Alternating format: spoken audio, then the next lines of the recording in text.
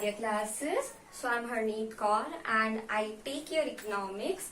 So we were studying about the second chapter of 12th standard economics book, Indicators of Growth and Development. This is your lecture number 2 of the second chapter of your book.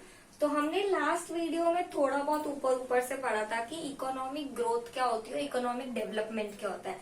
मैंने आपको एक बहुत easy सा example भी सिखाया था, but नेवरलेस हम पूरा एक क्विक रिवीजन देखेंगे and then will further proceed on to the next topic. Okay, so हमने देखा था कि economic growth and economic development, and मैंने बताया था कि इस चैप्टर में हम क्या क्या पढ़ने वाले हैं.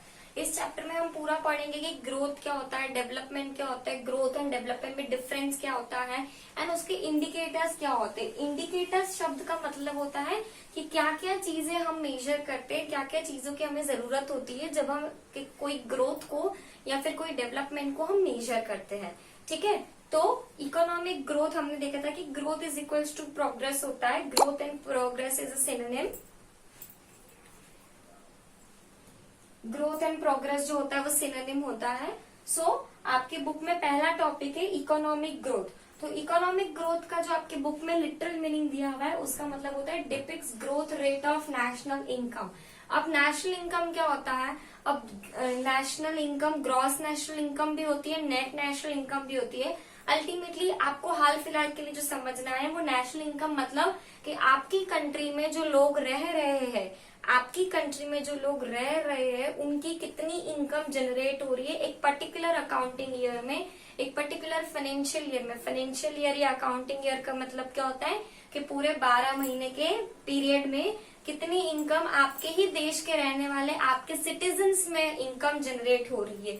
अगर जो एनआरआई होते हैं, मतलब जो यहाँ से इंडिया से जाके यूएस या यूके सेटल होते हैं, तो उनको हम एनआरआई कहते हैं. इवन उनकी इनकम को भी हम कंसिडर करते हैं until and unless they have the citizenship of India. ठीक है, तो ये नेशनल इनकम होता है. तो अल्टीमेटली इकोनॉमिक ग्रोथ का मतलब होता है depicts growth of national income, कि नेशनल इनकम की ग्रोथ को बताती है. अगर आप लोगों को याद हो तो मैंने एक एग्जाम्पल दिया था, स्कूल का एग्जाम्पल, जो कि बेस्ट एग्जाम्पल है. अगर आप एग्जाम में डिफरेंस भी करते हो तो इस एग्जाम्पल का आप यूज कर सकते हो. मैंने क्या एग्जाम्पल दिया था कि अगर आप 12th स्टैंडर्ड में आए हो एंड स्कूल की पहली एग्जाम में आपके 67% हो रहे हैं, बट नेक्स्ट एग्जाम में आपका 75% हो रहा है. दैट मीन्स कि कहीं ना कहीं आपकी ग्रोथ हुई है. ठीक है, आप ग्रोथ एक लेवल पे होती है. अगर 12th में या परसेंटेज वाइज देखो तो आपकी ग्रोथ हो रही है, पर आप 11th से 12th में प्रमोट किए गए हो तो वो आपका डेवलपमेंट हो रहा है. डेवलपमेंट एक बहुत मल्टी डायमेंशनल टर्म है जो हम डेवलपमेंट के टॉपिक में पढ़ेंगे. एंड ग्रोथ जो है वो एक लिमिटेड चीज तक सीमित रहती है, यानी कि नेशनल इनकम तक सीमित रहती है अगर हम इकोनॉमिक्स की बात करें तो. ठीक है, तो इकोनॉमिक ग्रोथ के आपकी बुक में फीचर्स दिए गए हैं, लिमिटेशंस दिए गए. मैंने इन फीचर्स और लिमिटेशंस को ऐसे इसलिए प्रेजेंट किया है क्योंकि जो इसके फीचर्स होंगे वही इसके लिमिटेशंस भी होंगे.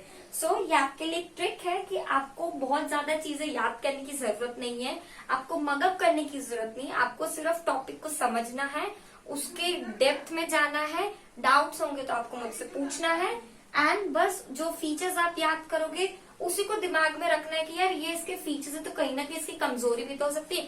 इंसानों के साथ भी ऐसा होता है, जो उसकी मजबूती होती है, जो उसकी स्ट्रेंथ होती है, वही कहीं ना कहीं उसकी कमजोरी भी होती है. लाइक इंडियंस लोगों को क्या होता है, my strength is my family, my parents, तो कहीं ना कहीं वो उनकी कमजोरी भी होती है.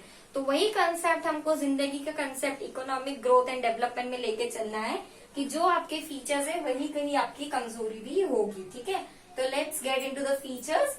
तो इकोनॉमिक ग्रोथ का पहला फीचर है क्वांटिटेटिव चेंज. मतलब कि ये जो इकोनॉमिक ग्रोथ,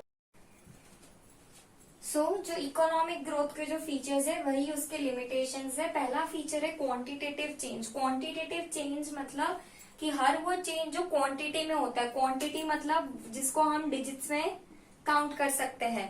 तो हमने जैसे इकोनॉमिक ग्रोथ के डेफिनेशन में ही पढ़ा, it depicts the growth of national income. वो नेशनल इनकम की ग्रोथ को डिपिक्ट करता है, यानी कि कहीं ना कहीं उसमें क्वांटिटेटिव चेंज ही वो बताता है. It ignores the qualitative change, जो कि इसका लिमिटेशन है, हम लिमिटेशंस में पढ़ेंगे. सेकेंड फीचर है question the use of the unused resources.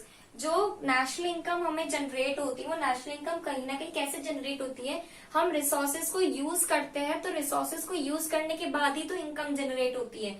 तो वो तो हमें इकोनॉमिक ग्रोथ जो मेजर होता है उसके बाद हमें पता चलता है कि कितने रिसोर्सेज जो है वो यूज हुए हैं, कितने रिसोर्सेज अनयूज्ड हुए हैं, एंड जो अनयूज्ड रह गए वो क्यों अनयूज हुए हैं, उसको कैसे हमें यूज में लाना है। तो वो सारी चीजें हमें इकोनॉमिक ग्रोथ बताता है।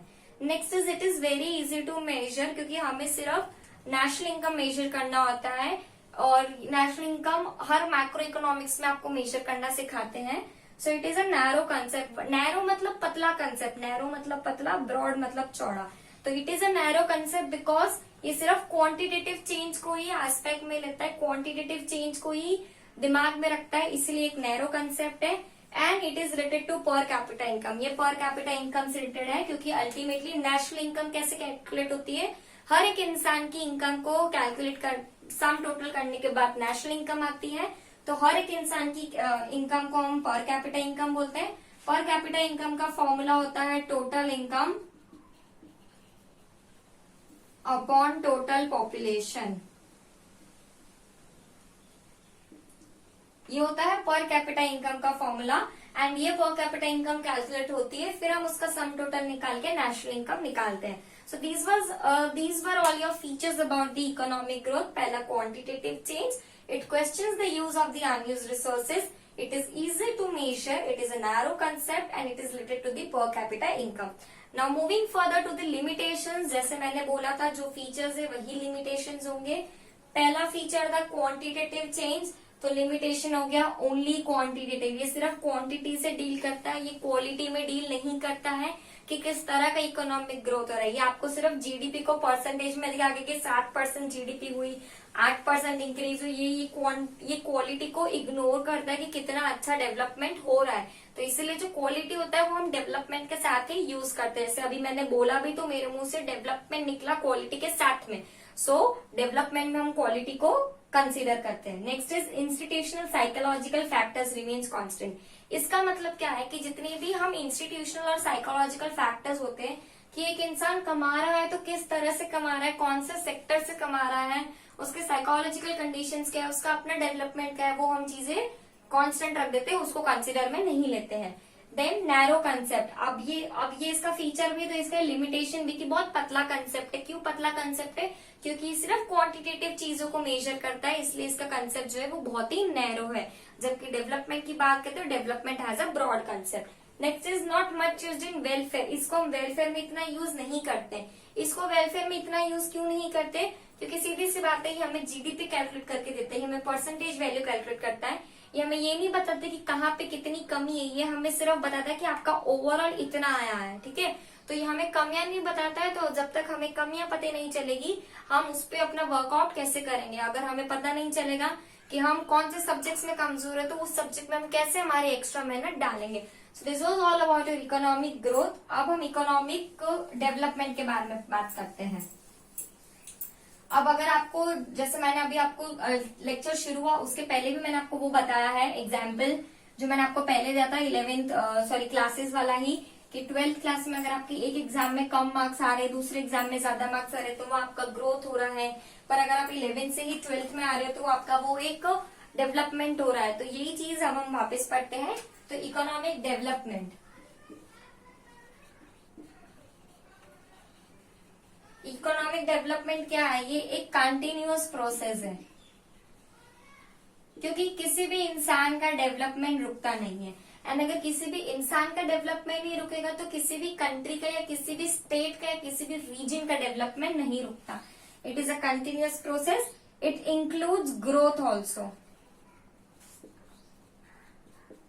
सी, इकोनॉमिक डेवलपमेंट एक कंटिन्यूअस प्रोसेस है, इसमें ग्रोथ इन्वॉल्व होती है।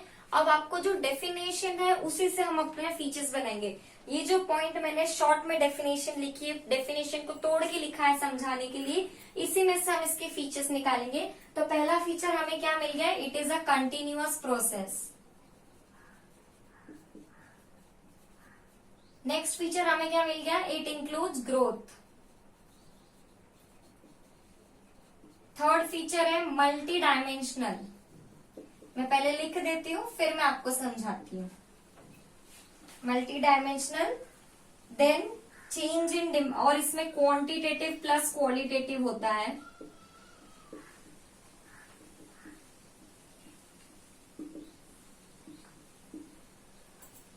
डिमांड में चेंज होती है, then labour become dynamic,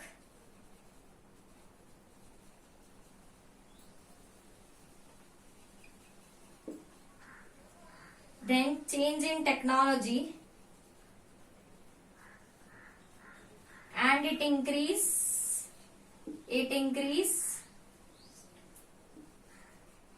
increase capital formation. See, जो इसके डेफिनेशन थे उसमें से हमने 2 पॉइंट फीचर्स में डाल दी कि कंटिन्यूअस प्रोसेस है, एक इंसान का कभी भी डेवलपमेंट रुकता नहीं है। अभी अगर आप ये मेरी वीडियो लेक्चर देख रहे हो तो इससे कहीं ना कहीं आपका मेंटल लेवल डेवलप हो रहा है, आपका इकोनॉमिक्स से रिलेटेड आपका आईक्यू, आपका ज्ञान बढ़ रहा है, जो कि अल्टीमेटली डेवलपमेंट शो करता है। इट इंक्लूड्स ग्रोथ, डेवलपमेंट में ग्रोथ इंक्लूड होती है, क्योंकि ग्रोथ होता है तो ही डेवलपमेंट होता है। अगर 12th में आपके एक एग्जाम में दूसरे एग्जाम से ज्यादा परसेंटेज आए तभी आप अच्छा प्रोग्रेस करके अगली फाइनल एग्जाम में अच्छा रिजल्ट लाओगे, तो अल्टीमेटली डेवलपमेंट में ग्रोथ इंक्लूड होती है। It is multi dimensional. Multi dimensional मतलब कि बहुत सारी चीजों को कवर करते हैं, जैसे कि इसने ग्रोथ को भी कवर किया, इसने डिमांड को भी कवर किया, इसने लेबर को भी कवर किया, इसने टेक्नोलॉजी को भी कवर किया। That mean it is multi dimensional. Next is quantitative and qualitative. हमने इकोनॉमिक ग्रोथ में पढ़ा था कि उसमें सिर्फ क्वांटिटेटिव चीजें ही मानी जाती है, पर डेवलपमेंट में क्वांटिटी और क्वालिटी दोनों को इंक्लूड करता है। जैसे हमारी कंट्री में सबसे ज्यादा डेवलपमेंट अगर आज के टाइम में मोदी सरकार के टाइम में हो रहा है तो वो इंफ्रास्ट्रक्चर में हो रहा है। तो इंफ्रास्ट्रक्चर क्या है, एक डेवलपमेंट है। क्यों हो रहा है? ताकि हमारी दुनिया सबसे अच्छी रहे। कि हमें दुनिया का सबसे बड़ा स्टैच्यू बनाना है, हमें दुनिया की सबसे अच्छी बुलेट ट्रेन बनानी है, हमें दुनिया का सबसे बड़ा रेलवे ब्रिज बनाना है।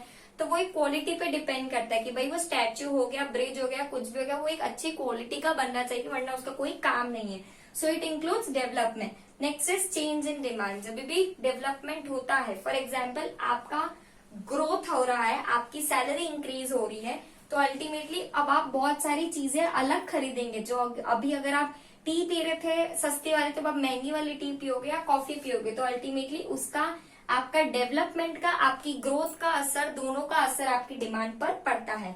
Labour become dynamic. डायनेमिक मतलब बहुत इजीली चेंज हो जाना, बहुत इजीली चेंज को अडेप्ट कर लेना। तो लेबर बिकम डायनेमिक का मतलब है कि लेबर जो होती है वो बहुत इजीली डेवलपमेंट को डायनेमिक हो जाती है, उनका डेवलपमेंट बहुत इजीली हो जाता है। Next is technology. अब अल्टीमेटली अगर आईटी टेक्नोलॉजी डेवलप हो रही है, आईटी सेक्टर डेवलप हो रहा है या टेक्नोलॉजी साइंस डेवलप हो रहा है, तो उसके कारण टेक्नोलॉजी में डेवलपमेंट आते ही बहुत बेसिक सा पॉइंट है। Next is it increase capital formation. अगर किसी कंट्री का डेवलपमेंट हो रहा है, हमने देखा कि डेवलपमेंट में ग्रोथ इंक्लूड है, यानी कि जीडीपी बढ़ रही है। जीडीपी बढ़ रही है मतलब हर एक इंसान के पास पैसा बढ़ रहा है, पैसा बढ़ रहा है यानी कि वो अल्टीमेटली कैपिटल में और इंक्लूड कर सकता है। तो कंट्री में कहीं ना कहीं कैपिटल फॉर्मेशन होता है। इसीलिए जो है वो मोदी सरकार जो है वो हमेशा बोलती रहती है कि भाई हमें डेवलपमेंट करना है, हमें ये बनाना है, वो बनाना है। कह रहे ये बनाएंगे तो एम्प्लॉयमेंट जनरेट होगी, ये वो। तो अल्टीमेटली डेवलपमेंट में बहुत सारी चीजें कवर हो जाती है। So this were its features. Continuous process includes growth, multi dimensional, quantitative and qualitative aspect, demand, change in demand, labor become dynamic, change in technology and capital formation. Hope I am clear with the features. Moving on to the limitations process. जैसे हमने अगर limitations में देखा है, limitation में देखा है कि इस क्वांटिटेटिव एंड क्वालिटेटिव एस्पेक्ट्स को पकड़ती है, इसमें इंडिविजुअलिज्म का कोई भी इम्पोर्टेंट नहीं होता।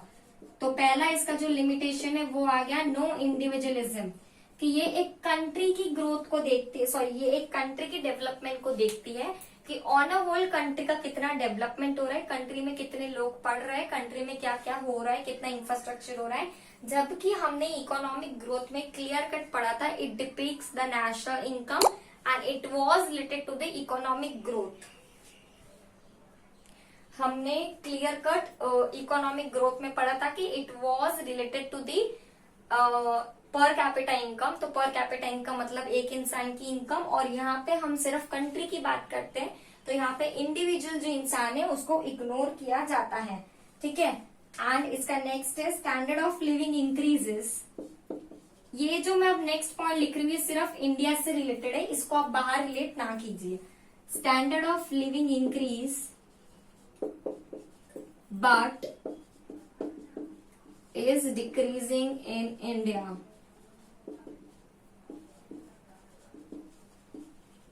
देखो, इसका बहुत एक सिंपल सा मतलब मैं बताती हूँ। ये पॉइंट कहता है कि इकोनॉमिक डेवलपमेंट जब भी होता है तब एक स्टैंडर्ड ऑफ लिविंग हमेशा इंक्रीज होता है, पर इंडिया में इसका उल्टा हो रहा है। देखो, अभी स्टैच्यू बनाया, स्टैच्यू ऑफ यूनिटी बनाया, दुनिया का सबसे बड़ा टॉलेस्ट स्टैच्यू। शिवाजी महाराज का भी स्टैच्यू बनाया, दुनिया का सबसे बड़ा। फिर आपने लद्दाख सेक्टर में, बारामूला सेक्टर में लंबा सा रेलवे ब्रिज बनाया, दुनिया का सबसे बड़ा। यू वर टेलिंग कि इससे डेवलपमेंट होगा, नो डाउट इंफ्रास्ट्रक्चर डेवलपमेंट हुआ, इंडिया का इंफ्रास्ट्रक्चर अच्छा हुआ, इंडिया को अच्छे अच्छे टूरिस्ट स्पॉट्स मिले, and you were claiming that इससे कहीं ना कहीं लोगों को एम्प्लॉयमेंट जनरेट होगी। नो डाउट कुछ एम्प्लॉयमेंट भी जनरेट हुई, पर अल्टीमेटली क्या हुआ कि उस एरिया में जितने लोग रह रहे थे उनको आपने उस एरिया से बाहर निकाला, तो अल्टीमेटली वो कहीं और जाके रहने लगे। अब वो जिस जगह पे रह रहे हैं, जहाँ पे उनका धंधा पानी सालों साल 10, 15, 20, 25 साल से उनका धंधा पानी वहां चल रहा है, आपने उनको रीलोकेट करा दूसरी जगह पे, तो उनका क्या हुआ, उनका जो वहां पे स्टैंडर्ड ऑफ लिविंग था वो उससे थोड़ा डाउन हो गया, क्योंकि बट अवेज वो नई जगह पे जाएंगे तो उनको ऊपर आने में टाइम लगता है। तो ये पॉइंट यही कह रहा है कि हर एक कंट्री में जब इकोनॉमिक डेवलपमेंट होता है तो standard of living her country में इंक्रीज होता है, पर इंडिया में उसका उल्टा ही होता है in most of the cases. ठीक है, so there are only 2 limitations of economic development. So this was it for this video lecture. हमने इसमें इकोनॉमिक ग्रोथ के बारे में पढ़ा, उसके फीचर्स, उसके limitations. Features is equal to characteristics, question में फीचर आए, कैरेक्टरिस्टिक्स आए, आप कंफ्यूज ना हो। देन हमने इकोनॉमिक डेवलपमेंट के बारे में पढ़ा, उसके फीचर्स के बारे में पढ़ा, एंड उसके लिमिटेशंस के बारे में पढ़ा।